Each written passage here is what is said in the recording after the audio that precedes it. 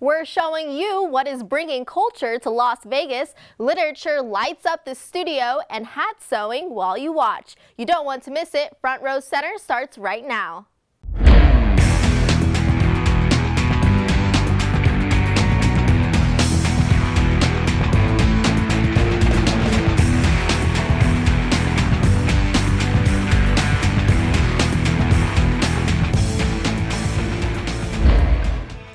Everyone, welcome to another show filled with Vegas art and entertainment. I'm Nakaya Berry. And I'm Randy Fainrich. As we get deeper into our third season here on Front Row Center, our staff searches the city far and wide to find interesting concepts that aren't only unique to Las Vegas, but make an impact abroad.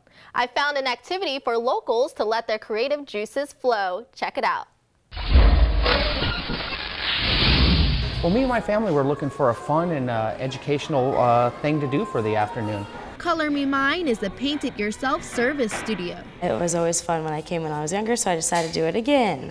First, choose your piece ranging from cups, frames, animals, and holiday items. Then choose from 60 different colors to paint it. It's relaxing and they get to express themselves in a way that maybe usually they wouldn't be able to. We can always help you and guide you through the whole process. If you want a more difficult piece, you know, you want to put more designs on it. I can't paint within the lines, so I'm doing the best I can. It's kind of messy, but it's okay. When you're done with your piece, it will look like this, but there's still one more step to get a glossy finish. This is a kiln. It's where first we glaze our pieces, sand them down, and then we place them in here to be fired, and it gets up to like more than 3,000 degrees. After the piece is glazed and fired, in 5 to 7 business days, it's all yours. When I came here today, this just happened to be like a two birds with one stone sort of thing. Found something I got to paint, and it's a good gift as well. Once they're finished with it and they come back and see it, the look on their faces is just like they're so happy to finally have their piece. Reporting for Front Row Center, I'm Nakaya Berry. Fashion Week has become a staple in many big cities in America, LA, New York, and most recently Las Vegas. But joining us now is a custom designer you may have missed or haven't even heard of yet. I'm here with Kosa, owner and designer at Buck 50 Brand LLC. Kosa, thank you for being here, man. Appreciate you having us. So explain to me what you're going to do here today. You specialize in hat design, correct? So what are we going to be doing today for the people at home? I'm actually finishing up a Leaders 1354 hat. I have to finish putting the straps on. I've already, you know, just covered the bib in a matte finish premium python skin in a bright yellow. All right. So let's go ahead and get to it if you like. All right. So explain to me the high-end retail of your hats. I mean, like as you said, python skin. It seems there's a lot of work and effort and time put into these.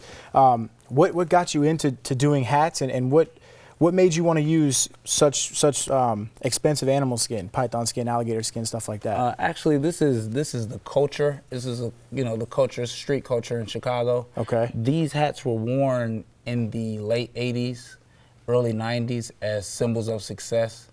And, you know, basically they were $150, which is why the name is Buck 50 brand, because they were $1.50. Of course, the dollar has gone down, so now they retail for $225 plus. Okay. So cool. All right.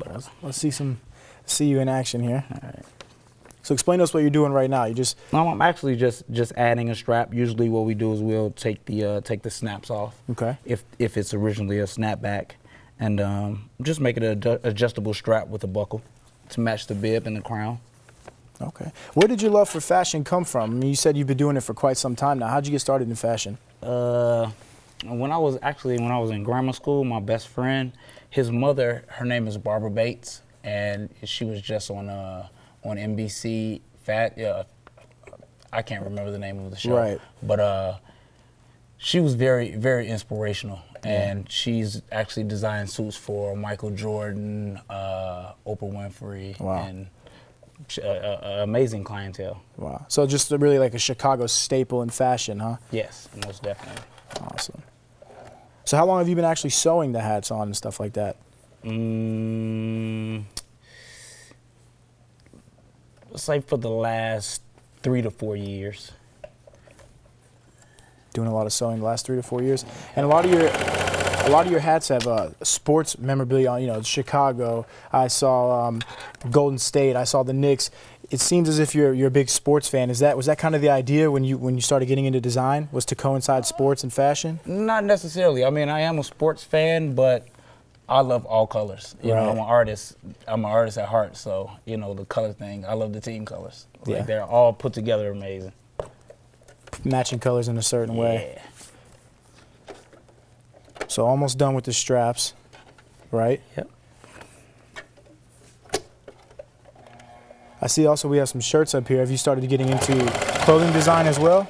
Most definitely. That's what I'm actually working on. That's a project that I'm working on now. Yeah. I'm trying to get all of this, you know, get all of the samples out to the public and see what the feedback's going to be.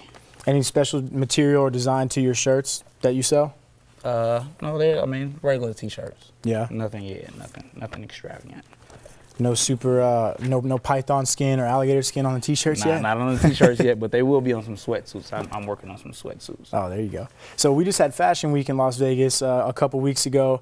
Have you done anything like Fashion Week, or as I think you said earlier, something with magic? I actually did, dude. I did magic, and you know, like I said, just trying to get some new accounts with some retailers.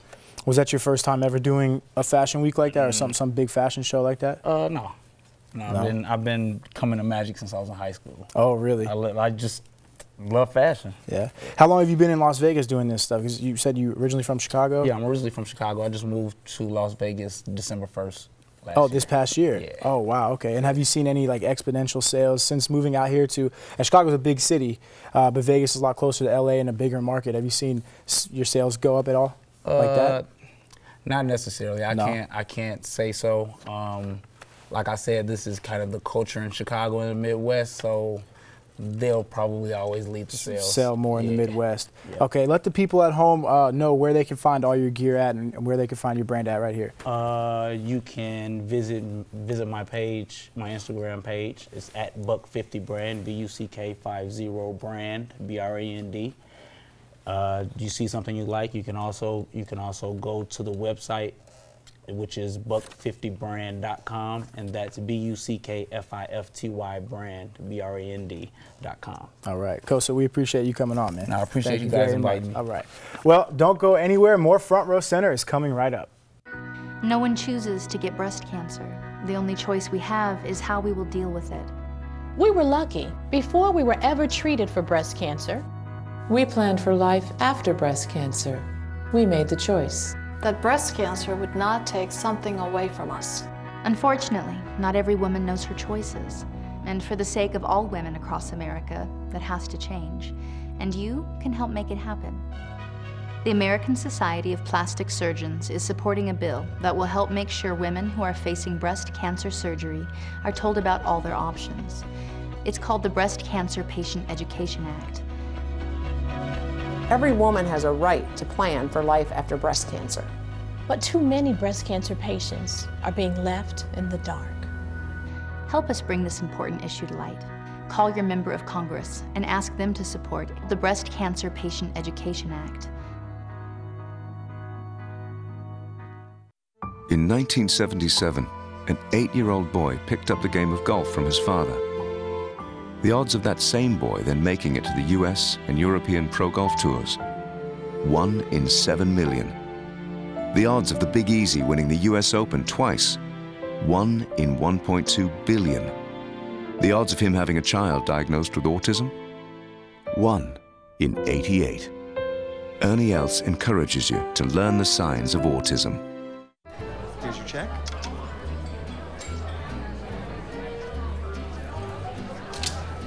You got it. You know, since I got rid of my car, I really enjoy walking. Okay. Got it. No. Getting pulled over for buzz driving could cost you around $10,000 in fines, legal fees, and increased insurance rates. Oh, you're home early. You live with your mom?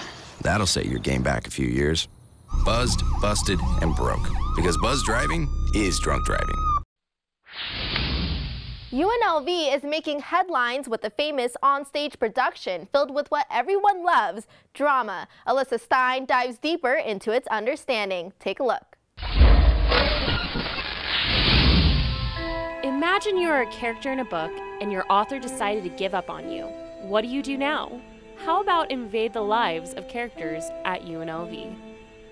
6 imaginary characters barge into a theater and demand that the director listen to their story and eventually watch them enact their story. An adaptation translation by David Hauer of Pirandello's 6 Characters Looking for an Author is taking place in the Judy Bailey Theater. In this play, Pirandello explores the relationship between authors, their characters, and their practitioners. The main character, a father played by special guest Oliver Wadsworth, is tortured by his thoughts and emotions. Very, very intense. There's everything in it. There's incest, there's deaths of children, there's suicide. This adaptation of the classic play has captivated the UNLV campus.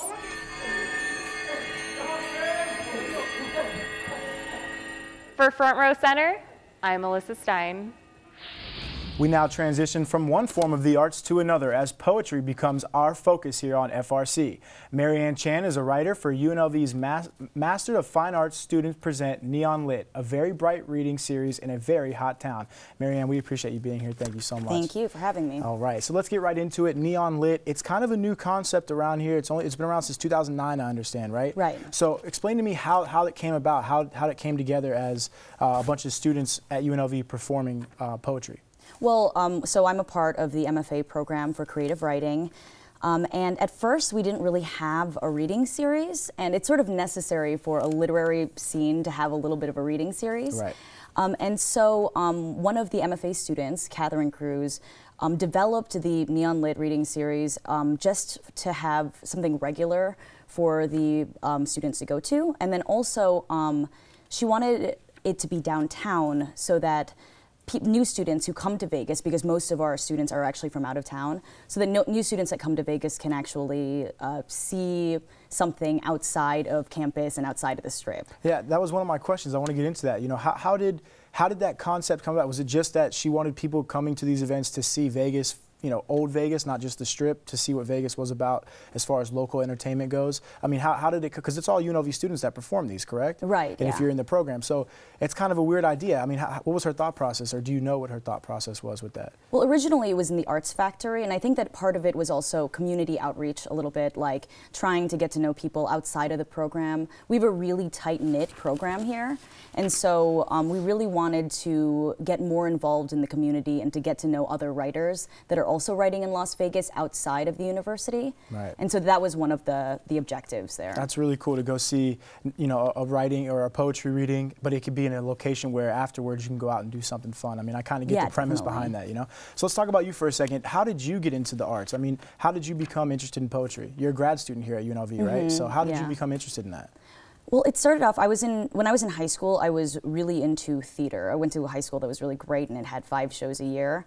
And my theater director was also like the creative writing teacher, and he used to get really into slam poetry, and he would write slam poetry, and I was really interested in that at first. Right. And then I went to school. I'm from Michigan, and I went to Michigan State University.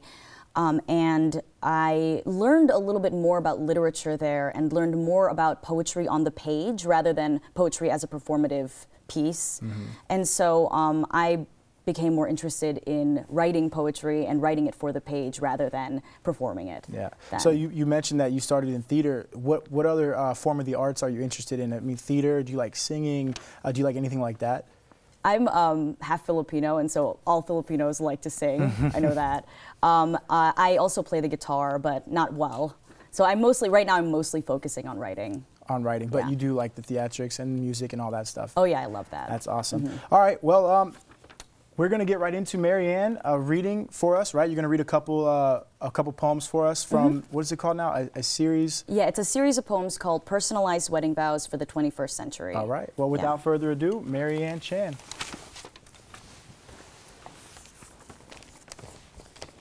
Okay.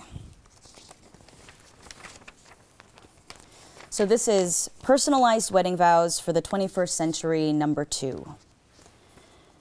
Wear me as a prosthesis. You are bereft of me. I love your mountains. They twinkle in wintertime. Resemble the sky, not a fragment, but a command. Groom, I say, resemble the sky so that I may hang from you and see the machines from above. Why do I feel so sorry all the time? I slap my forehead as the rainforest on television moves at warp speed.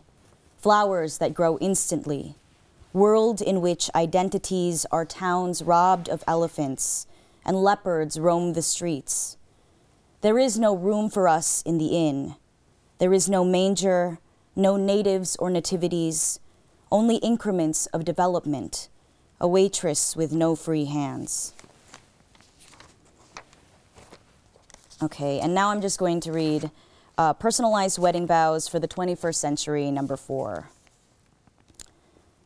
I never knew love could suck the air out of the room. But now you are beautiful, fading toward me in flashes. It all comes to me in little quakes. The paint flakes off the walls, revealing the naked disasters that lie beneath. Love enters, an interruption, making a very compelling case. Consequently, your pocket handkerchief is made of spoons. Consequently, from the top of these belvederes, we see the coyotes howling at the sun. Thank you. That was really good, Marianne. That was incredible. You know, one thing that's lost in poetry is the depth and the brevity of the poem itself, you know. So it's really cool that you were able to come on here and share that with us. Thank you. All right. Well, don't go anywhere. Front Row Center is right around the corner, so stick around. We have a job to do out here today.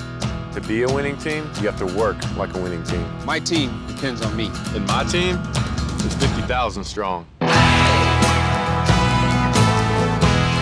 Looks like a lot of work's going into this.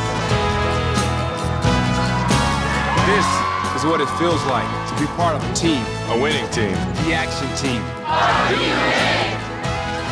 Action! Get in on the action at actionteam.org. Are you in?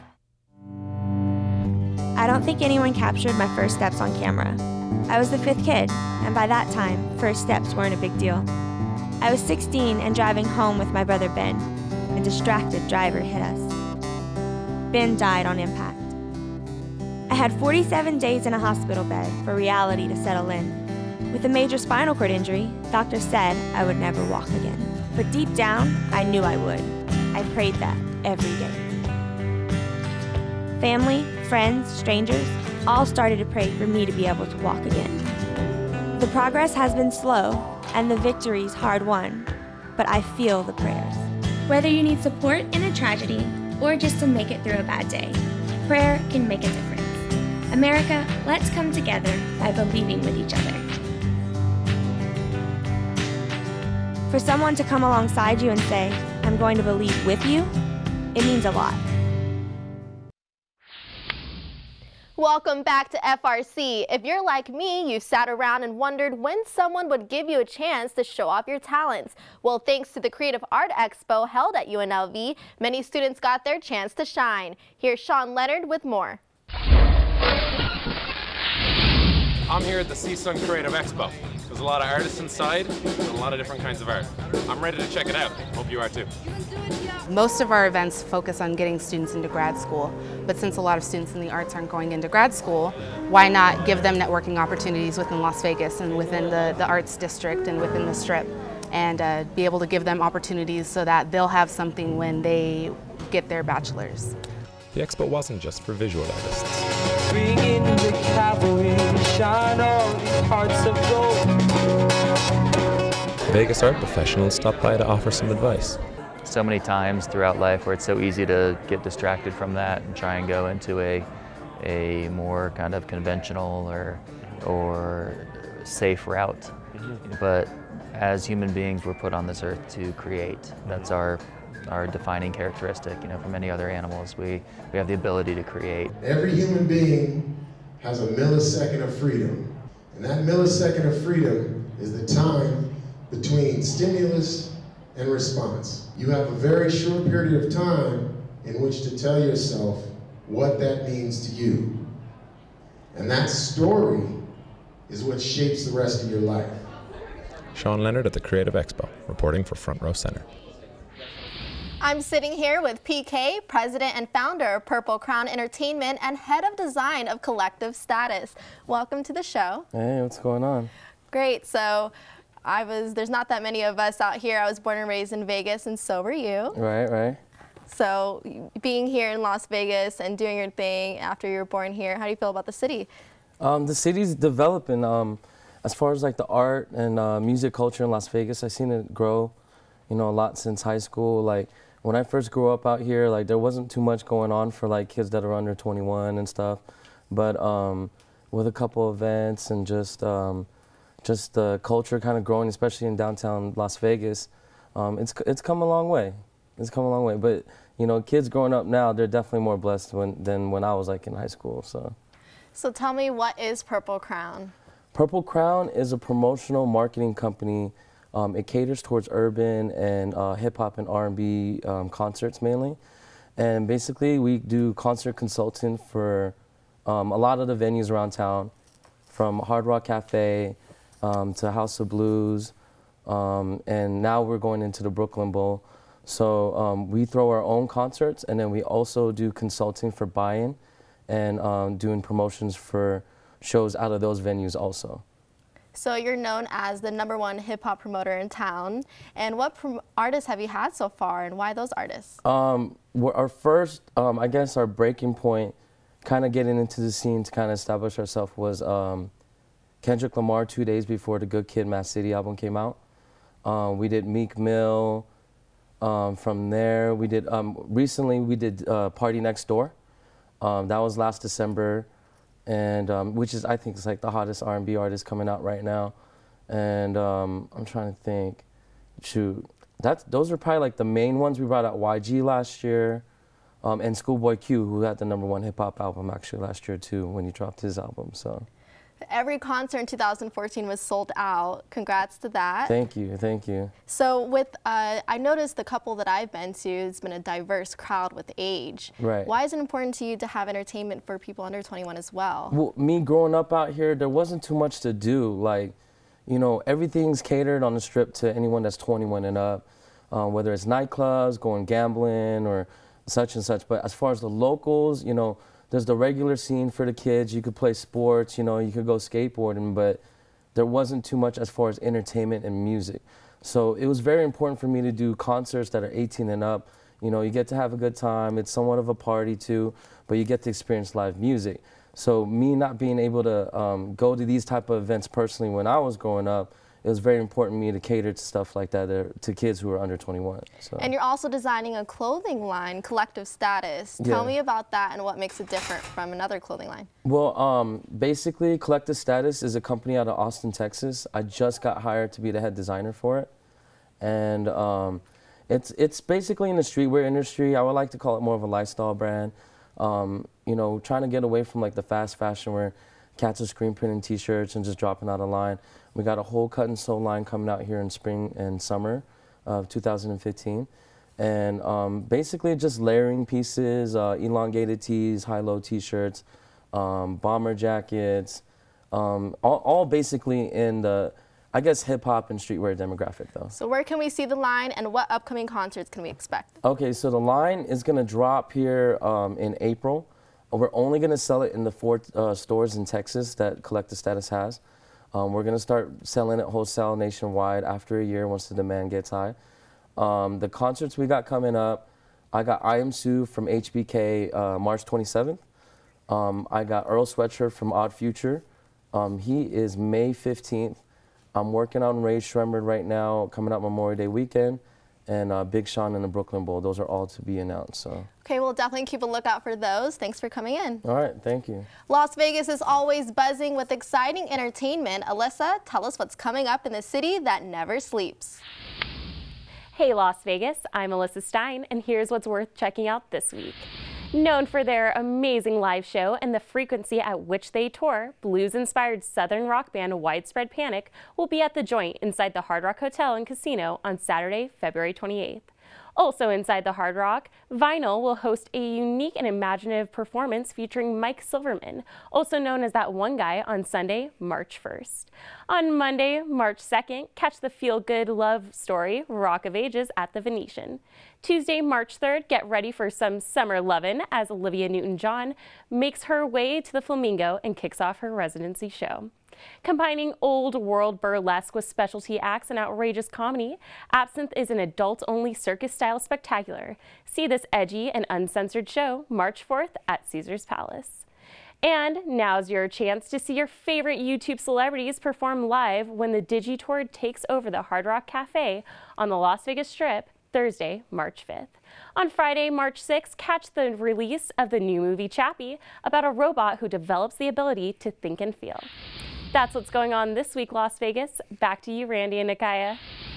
Well, that wraps up another awesome show from Front Row Center. The hat design had to have been my favorite thing from this show. It's so cool to see artists come in here and create something so unique just off scratch, you know, off of sewing, and something that sells. It's a real hot commodity. Yeah, I mean, he does it out of his room, so that's a talent that anyone could have, and then to make it broad like that is really cool. And Color Me Mine, wow. Yeah, that's interesting. You know, I didn't think that there was anywhere that you could bring your child or even go as an adult or a teenager or whatever and make your own bit of art, you know, pottery, whatever it may be. So I thought that was really cool that there's places like that, not only in Vegas, but it's actually around the country, and a lot of famous celebrities and their kids go to that stuff too, which is actually pretty cool. It was good to see the wide variety of ages there. Absolutely. Well, that's all we have for another episode of Front Row Center.